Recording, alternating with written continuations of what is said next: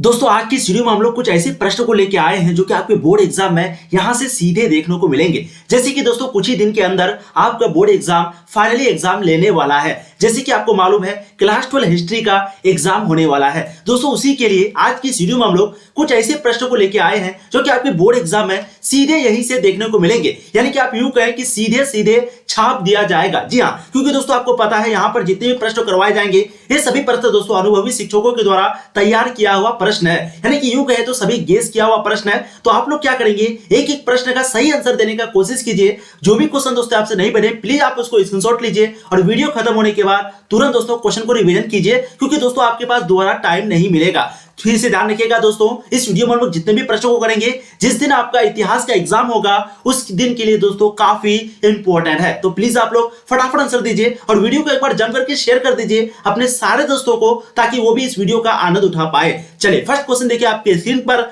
अलवार संत किसकी पूजा करते थे?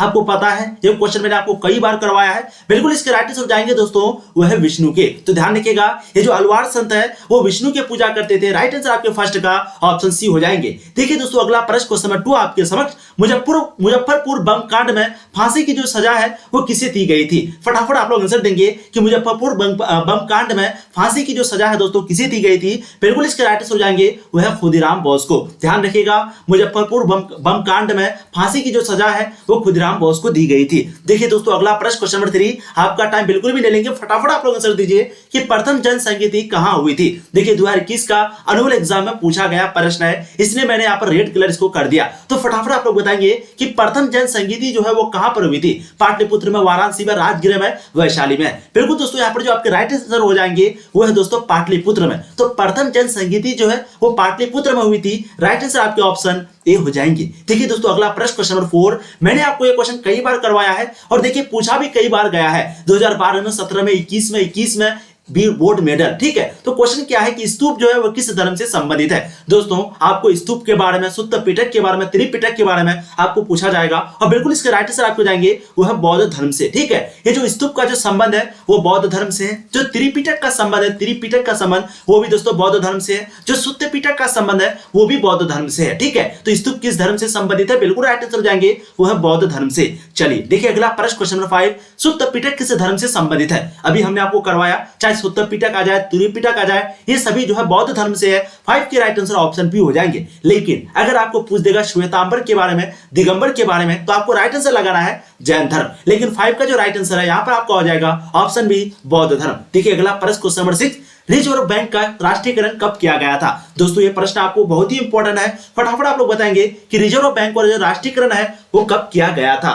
बिल्कुल इसके राइट आंसर आपको हो जाएंगे वो है 1949 ईस्वी में। ध्यान रखिएगा रिजर्व बैंक का जो राष्ट्रीयकरण है वो 1949 ईस्वी में किया गया था। राइट आंसर आपके ऑप्शन सी हो जाएंगे। देखिए दोस्तों अगला प्रश्न question number 7 imperial bank of India की स्थापना कब की गई थी? आपको क्वेश्चन पूछा जाएगा कि इंपीरियल बैंक ऑफ इंडिया की जो स्थापना है वो कब की गई थी? बिल्कुल इसका राइट आंसर आपको जाएंगे वो है 1920 ईस्वी में। आपको ध्यान रखना है 1920 ईस्वी में असहयोग आंदोलन भी हुआ था। ठीक है, क्वेश्चन पूछा जाएगा कि असहयोग आंदोलन कब हुआ था? 1920 ईस्वी में। किसके द्वारा हुआ था? तो गांधी जी जो है इसका नेतृत्व कर रहे थे। चलिए देखिए अगला प्रश्न क्वेश्चन नंबर 8 निजामुद्दीन औलिया किस सूफी सिलसिले से संबंधित है? आपको क्वेश्चन पूछा जाएगा कि निजामुद्दीन औलिया जो है वो किस सूफी सिलसिले से संबंधित है। देखिए 2019 के अनुअल एग्जाम में पूछा गया क्वेश्चन है। चिश्ती, सुहरावर्दी, कादरी या फिर इनमें से कोई नहीं। बिल्कुल इसका जो राइट आंसर है दोस्तों वो आपको जाएंगे चिश्ती सिलसिले से। ध्यान रखिएगा ये जो निजामुद्दीन औलिया है दोस्तों वो चिश्ती सिलसिले से संबंधित रखते थे। यानी कि राइट आंसर आपके ऑप्शन ए हो जाएंगे। देखिए दोस्तों अगला प्रश्न क्वेश्चन नंबर 9 रामानंद के शिष्य कौन थे? आपको क्वेश्चन पूछा जाएगा। देखिए 2020 के अनुअल एग्जाम में पूछा हुआ क्वेश्चन है कि रामानंद के जो शिष्य थे वो कौन थे? रैदास, कबीर, धन्ना एवं पीपा या फिर इनमें से सभी। बिल्कुल दोस्तों 9 की जो राइट आंसर है वो आपके हो जाएंगे इनमें से सभी। यानी कि रामानंद के जो शिष्य थे वो रैदास भी थे, कबीर भी थे, धन्ना एवं पीपा भी थे। राइट आंसर आपके ऑप्शन डी हो जाएंगे। देखिए दोस्तों अगला प्रश्न क्वेश्चन नंबर 10 ख्वाजा मुइनुद्दीन चिश्ती की दरगाह कहां पर है? आपको क्वेश्चन पूछा जाएगा कि ख्वाजा मुइनुद्दीन चिश्ती की जो दरगाह है वो कहां पर है? बिल्कुल दोस्तों 10 की जो राइट आंसर है वो आपको जाएंगे अजमेर में। ध्यान रखिएगा जब भी आपको निजामुद्दीन के बारे में पूछ दे तो आपको राइट आंसर लगाना दिल्ली और ख्वाजा मुइनुद्दीन चिश्ती के बारे में अगर पूछे, ख्वाजा मुइनुद्दीन चिश्ती की जो दरगाह है वो अजमेर में है। दोस्तों क्वेश्चन को ध्यान से देखिए, कई बार पूछा गया क्वेश्चन है, बहुत ही इंपॉर्टेंट क्वेश्चन है आपके लिए, काफी इंपॉर्टेंट क्वेश्चन है, महा मैराथन क्वेश्चन है। चलिए अगला प्रश्न देखिए, क्वेश्चन नंबर 11, भारत आने से पहले बाबर कहां का शासक था। दोस्तों जो भी वीडियो को लाइक नहीं किए प्लीज वीडियो को लाइक कर देंगे, आप लोग लाइक बहुत कम करते हैं, टारगेट रखते हैं हम लोग कम से कम दोस्तों इस वीडियो में आपको 500 लाइक तक पहुंचाना है, तो प्लीज आप लोग वीडियो को लाइक कर देंगे और एक बार जम करके शेयर भी कर देंगे ताकि आपके दोस्त भी इस वीडियो को देख सके, क्योंकि दोस्तों सभी क्वेश्चन काफी इंपॉर्टेंट है। चलिए अगला प्रश्न देखिए, भारत आने से पहले बाबर कहां का शासक था। हमने आपको ये क्वेश्चन कई बार करवाया, भारत आने से पहले बाबर जो है वो फरगना का शासक था।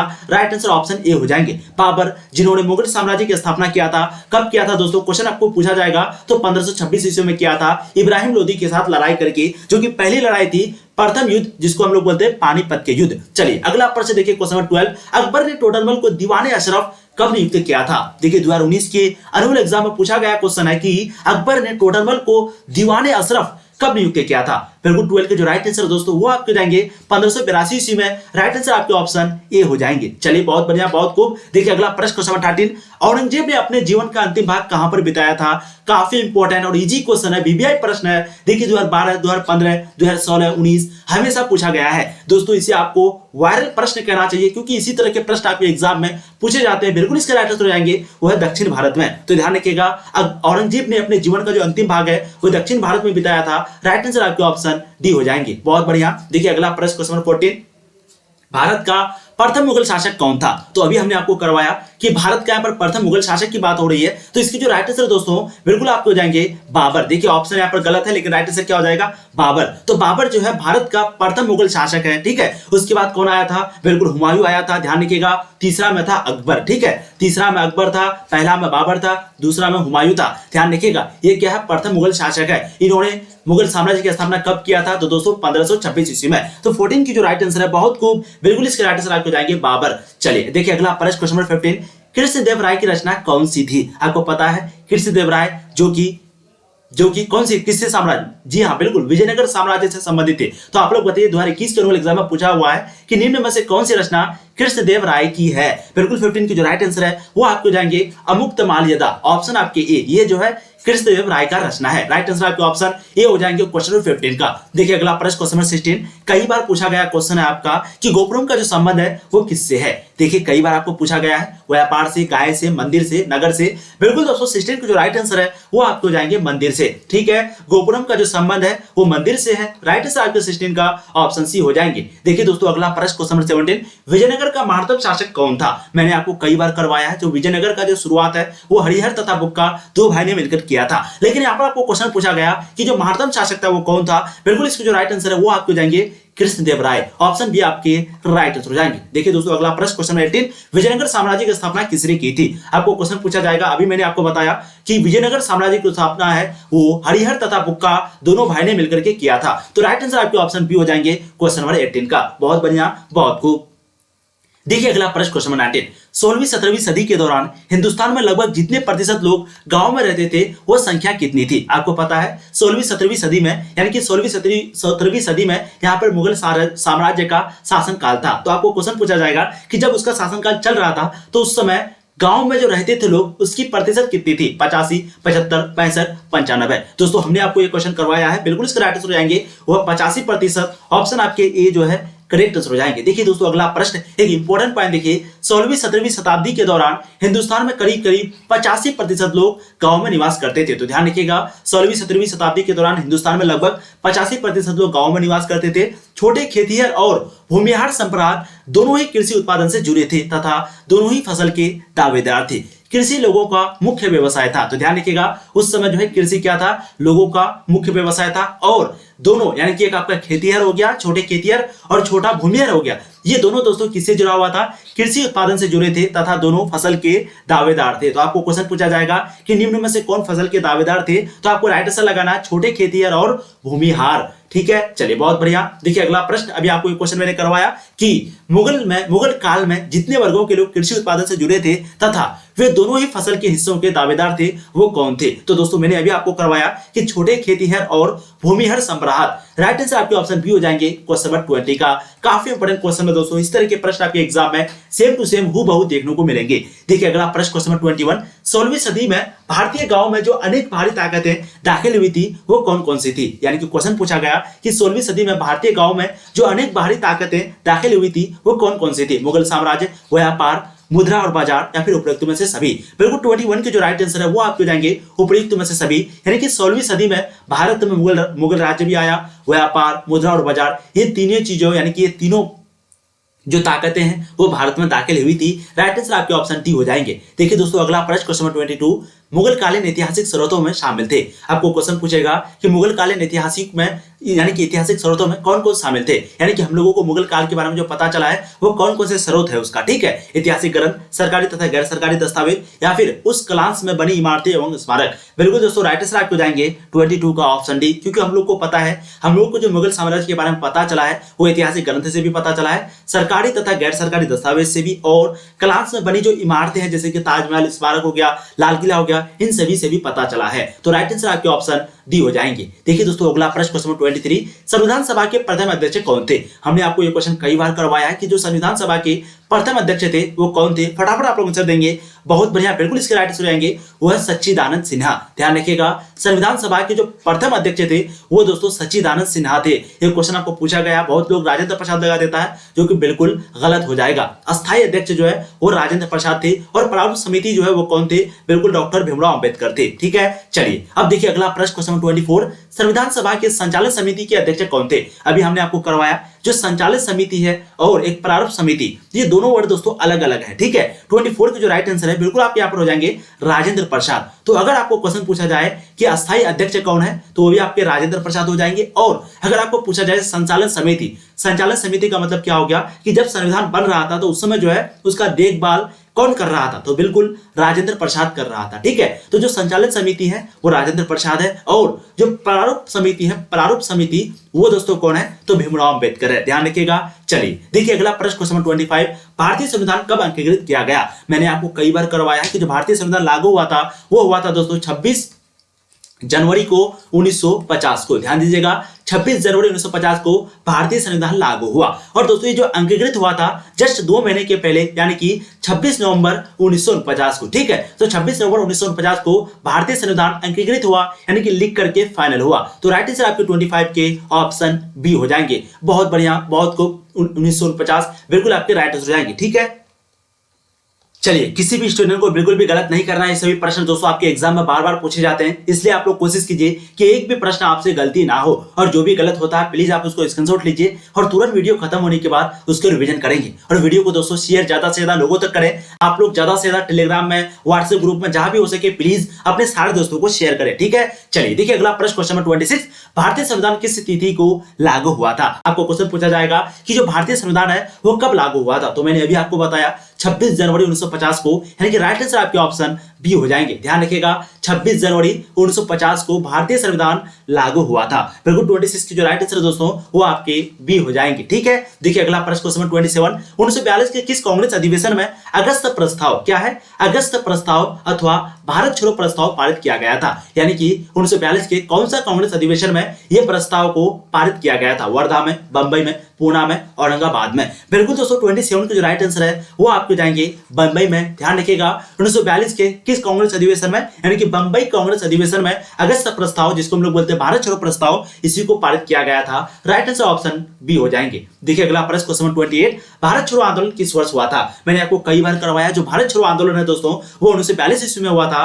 गांधी जी जो है इसका नेतृत्व कर रहे थे। तो ध्यान दीजिएगा क्वेश्चन आपको कई बार पूछा गया है, भारत छोड़ो जो आंदोलन है वो 1942 ईस्वी में हुआ था। चलिए देखिए अगला प्रश्न क्वेश्चन 29, महात्मा गांधी जी की हत्या कब हुई थी। आपको क्वेश्चन पूछा जाएगा कि जो महात्मा गांधी की जो हत्या है वो कब हुई थी। 28 जनवरी 1948, 30 जनवरी 1948, 1949 या फिर 1949। तो सबसे पहले दोस्तों ये बात तो बिल्कुल तय है कि महात्मा गांधी जी की जो हत्या है वो 3 गोली मार करके किसने किया था, गॉडसे ने किया था। ठीक है, तो 29 की जो राइट आंसर है वो तो 1948 होंगे, लेकिन 30 जनवरी बिल्कुल आपका राइट आंसर हो जाएगा। ठीक है, तो महात्मा गांधी की जो हत्या है वो 30 जनवरी 1948 ईस्वी को शाम के टाइम में, शाम के वक्त में हुई थी। राइट आंसर आपके ऑप्शन बी हो जाएगा क्वेश्चन नंबर 29 का। देखिए अगला प्रश्न क्वेश्चन नंबर 30, 1938 में सुभाष चंद्र बोस किसी अध्यक्ष के चुनाव में हराकर कांग्रेस के अध्यक्ष बने थे। आपको क्वेश्चन पूछेगा कि 1938 में सुभाष चंद्र बोस जो है किस अध्यक्ष को चुनाव को हरा करके कांग्रेस के अध्यक्ष बना था? बाल गंगाधर तिलक या फिर पट्टाभी सीतारामैया या फिर जवाहरलाल नेहरू राजेंद्र प्रसाद?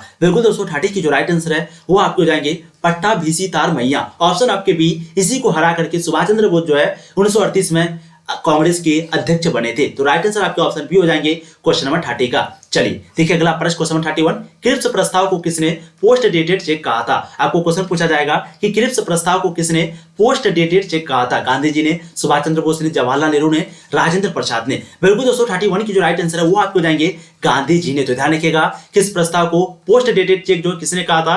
क्रिप्स प्रस्ताव को दोस्तों गांधी जी ने कहा था। राइट आंसर आपके ऑप्शन ए हो जाएंगे क्वेश्चन नंबर 31 का। देखिए अगला प्रश्न क्वेश्चन नंबर 32, कैम्ब्रिज विश्वविद्यालय का कौन सा छात्र पाकिस्तान नाम दिया था? तो मैंने आपको कई बार बताया उसका जो नाम है वो है चौधरी रहमत अली, जिन्होंने पाकिस्तान शब्द को दिया था। और चौधरी रहमत अली जो है वो कहां पर पढ़ाई करते थे? तो कैम्ब्रिज विश्वविद्यालय में पढ़ाई करते थे। आपको क्वेश्चन पूछा जाएगा कि जिसने पाकिस्तान नाम दिया वो कहां पर पढ़ाई करते थे? तो दोस्तों बिल्कुल वो जो है कैम्ब्रिज विश्वविद्यालय, कैम्ब्रिज यूनिवर्सिटी में पढ़ाई करते थे। चलिए देखिए अगला प्रश्न क्वेश्चन नंबर 33, मुस्लिम लीग की स्थापना किस वर्ष हुई थी? हमने आपको कई बार करवाया कि जो बंगाल विभाजन है वो 1905 में हुआ था और जस्ट एक साल के बाद यानी कि 1906 ईस्वी में, ध्यान रखिएगा 1906 ईस्वी में मुस्लिम लीग की स्थापना हुई थी। ठीक है, तो मुस्लिम लीग की स्थापना किस वर्ष हुई थी? बिल्कुल इसके राइट आंसर हो जाएंगे 1906 ईस्वी में। देखिए कई बार आपको ये क्वेश्चन पूछा गया है, इसलिए प्लीज आप लोग ध्यान दीजिएगा।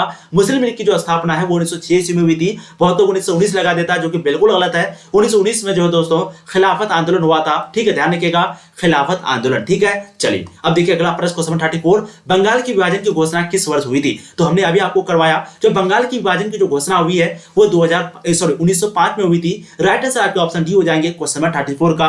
ये सभी प्रश्न आपको पूछे जाते हैं, 2019 के एनुअल एग्जाम में पूछा गया क्वेश्चन है। तो बंगाल की जो विभाजन की घोषणा है वो 1905 ईस्वी में हुई थी। देखिए अगला प्रश्न क्वेश्चन 35, अंगुत्तर निकाय किसका धर्म ग्रंथ है? आपको क्वेश्चन पूछा जाएगा ये जो अंगुत्तर निकाय है वो किसका धर्म ग्रंथ है? बौद्ध का, जैन का, ब्राह्मण का या फिर सिख का? बिल्कुल दोस्तों 35 की जो राइट आंसर है वो आपको जाएंगे बौद्ध धर्म का। तो ध्यान रखिएगा ये जो अंगुत्तर है दोस्तों वो किसका धर्म ग्रंथ है? राइट आंसर आपको जाएंगे बौद्ध धर्म का। ऑप्शन आपके ए करेक्ट आंसर हो जाएंगे। देखिए अगला प्रश्न क्वेश्चन 36, महावीर का जन्म कहां पर हुआ था? ध्यान रखिएगा महावीर का जन्म के बारे में पूछा गया है। देखिए 2021 के हाल ही में ये क्वेश्चन आपका पूछा हुआ क्वेश्चन है, तो फटाफट बताएंगे कि महावीर का जो जन्म है वो कहां पर हुआ था। बिल्कुल दोस्तों 36 की जो राइट आंसर है वो आपको जाएंगे कुंडलवन वैशाली में, लुम्बिनी में दोस्तों, लुम्बिनी जो कि नेपाल में पड़ता है। यहाँ पर किसका जन्म हुआ था? बिल्कुल गौतम बुद्ध का जन्म हुआ था। अगर क्वेश्चन पूछेगा कि गौतम बुद्ध का जन्म कहां पर हुआ था तो दोस्तों वो लुम्बिनी में हुआ था, लुम्बिनी यानी कि नेपाल में हुआ था। और महावीर का जो जन्म है वो कुंडलवन जो कि वैशाली में पड़ता है वहां पर हुआ था। ठीक है, और लुम्बिनी का जो दोस्तों